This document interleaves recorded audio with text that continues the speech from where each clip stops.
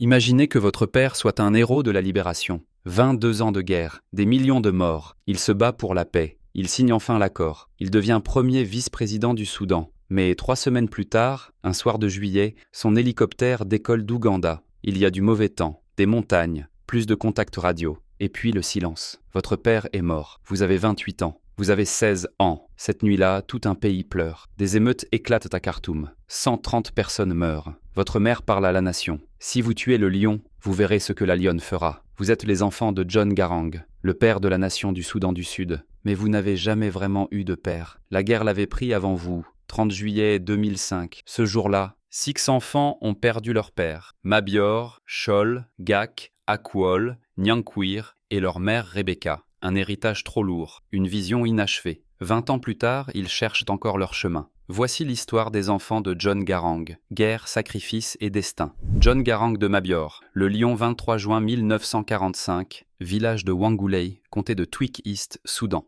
Un bébé garçon naît. Il s'appelle John Garang de Mabior. Dinka, orphelin à 10 ans. Pauvre mais brillant. 1969, il obtient une licence en économie à Grinnell College, Iowa, États-Unis. 1981, doctorat en économie, Iowa State University. Mais John ne veut pas être professeur. Il veut la révolution. 1983, 16 mai. La deuxième guerre civile soudanaise éclate.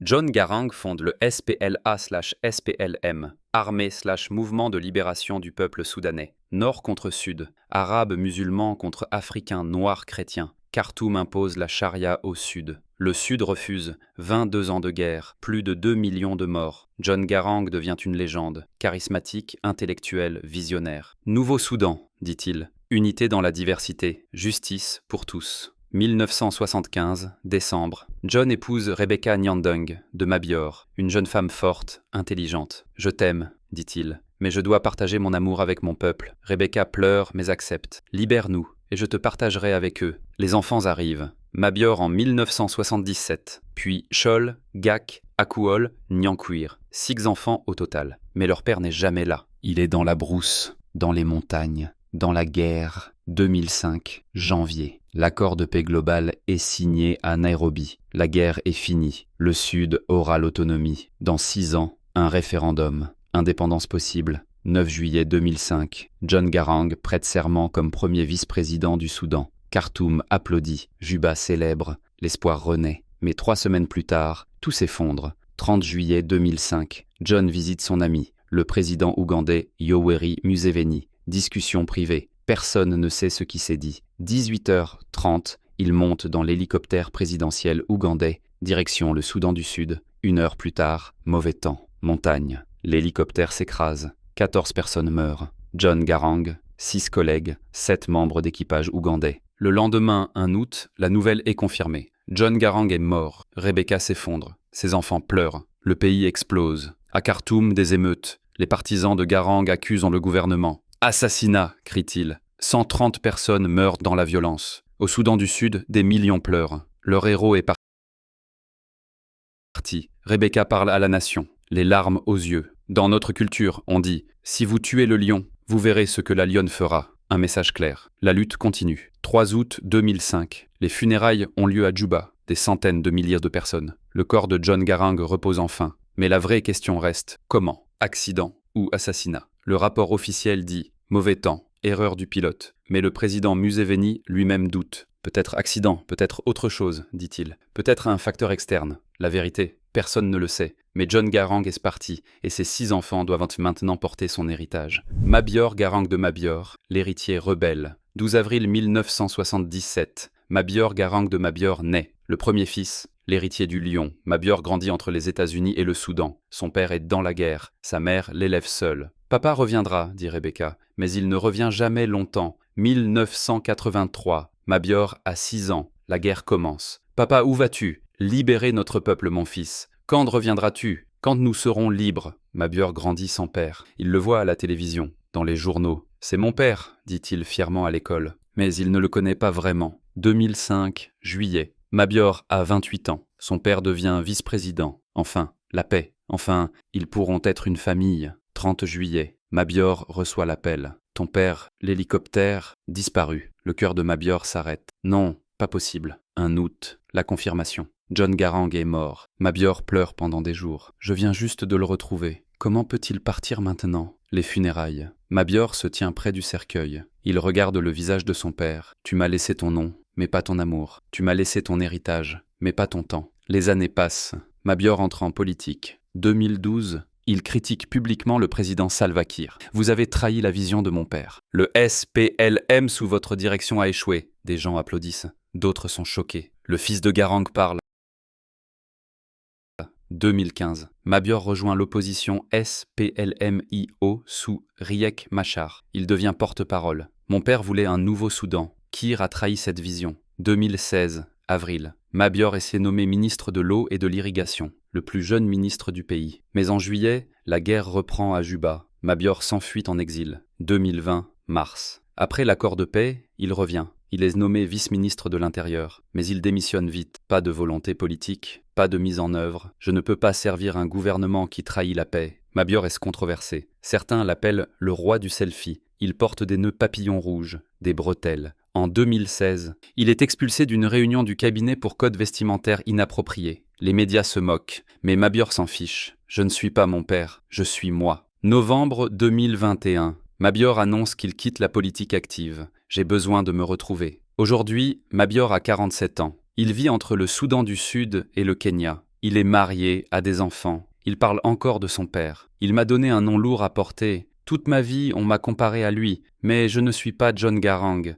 Je suis Mabior, le fardeau de l'héritage. Mabior le porte, mais à sa façon. Akwol Garang de Mabior, l'artiste 1989. Cuba, une petite fille née en exil. Elle s'appelle Akwol Garang de Mabior. Ses parents sont en fuite. La guerre fait rage au Soudan. Akwol grandit à Nairobi, qui est Kenya. Elle ne connaît pas le Soudan du Sud. Elle ne connaît pas vraiment son père non plus. Il est toujours absent, toujours en guerre. « Papa, quand viendras-tu nous voir ?» demande Akwol à 7 ans. « Bientôt, ma fille, quand nous serons libres. » Akwol attend, mais son père ne vient pas souvent. 2005, juillet. Akwol a 16 ans. Elle vit à Nairobi. Son père vient d'être nommé vice-président. Enfin, il pourra rentrer à la maison. 30 juillet. Akwol regarde les nouvelles. Hélicoptère disparu. John Garang.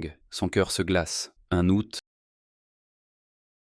La confirmation. Akwol pleure. Je viens juste de commencer à le connaître. Les funérailles. Akwol voit des millions de personnes pleurer son père. Il l'aimait plus que moi. Il le connaissait mieux que moi. Comment est-ce possible? Akwol se sent perdu. Oh, je partage mon père avec une nation. Mais la nation l'a eu plus que moi. Les années passent. Akwol va à l'université. Elle étudie l'art, le cinéma. Elle devient mannequin. Elle défile pour Max Mara, Hermès, Vivienne Westwood. Paris, Milan, Londres, les podiums du monde. Mais Akwol n'est pas heureuse. Qui suis-je? La fille de John Garang ou Akwol? 2022. Akwol réalise un documentaire. No Simple Way Home. Pas de chemin simple vers la maison. Le film raconte l'histoire de sa mère, Rebecca. La lutte, le sacrifice, la politique. Le documentaire gagne des prix. Prix Doc Horizont à Munich, meilleur documentaire africain. Prix Adiaha pour le meilleur documentaire par une femme africaine. Akwol trouve enfin sa voix. Je ne suis pas une politicienne, je suis une artiste. Et c'est ma façon de servir mon pays. Elle enseigne maintenant à l'université en Afrique du Sud.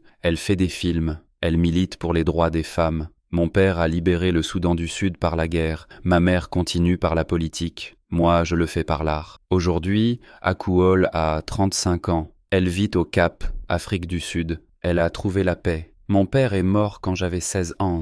Je l'ai à peine connu, mais je porte son rêve, à ma façon. Nyankwir Garang de Mabior, la gardienne. Nyankwir Garang de Mabior est la plus jeune fille, calme, discrète, mais forte. On ne sait pas beaucoup de choses sur Nyankwir. Elle évite les médias, elle reste dans l'ombre, mais elle est toujours près de sa mère. Dans le documentaire d'Akwol, on voit Nyankwir. Elle accompagne Rebecca partout. Réunions, discours, voyager. Nyankwir est l'avenir du leadership féminin, dit Akwol. Nyankwir ne parle pas beaucoup, mais elle observe, elle apprend, elle attend son moment. Aujourd'hui, elle travaille avec sa mère. Elle aide Rebecca dans son rôle de vice-présidente. Elle protège l'héritage de son père sans bruit. Les enfants de Garang ne doivent pas tous être des politiciens bruyants, dit un ami de la famille. Nyankwir est la gardienne silencieuse. Elle protège la vision sans chercher la gloire. Chol et Gag Garang de Mabior, les invisibles. Chol Garang de Mabior et Gag Garang de Mabior sont les 2 autres enfants. On ne sait presque rien d'eux. Pas de politique, pas de médias, pas d'interview. Dans la photo de famille, ils sont là, debout, assis. Mais dans la vie publique, ils ont disparu. C'est un choix. Un choix de ne pas porter le fardeau. Un choix de vivre normalement. Tous les enfants de John Garang n'ont pas besoin d'être des héros publics, dit Rebecca. Certains ont choisi la vie privée. Je respecte ça. Rebecca Nyandeng de Mabior. La Lyon 15 juillet 1956. Bor, Soudan du Sud. Rebecca Nyandeng naît 1975, décembre. Elle épouse John Garang. Je t'aime, dit-il, mais je dois servir mon peuple. Alors serre-les, dit Rebecca. Mais reviens-moi. 22 ans de guerre. Rebecca élève 6 enfants seuls.